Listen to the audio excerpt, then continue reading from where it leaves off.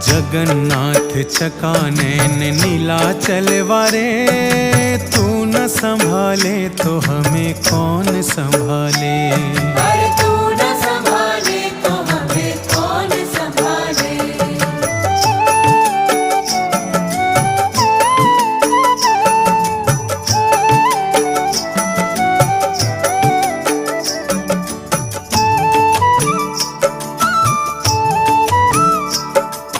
तुम ही सबके भाई बंधु मित्र सखा हो, तुम ही सबके भाई बंधु मित्र सखा हो।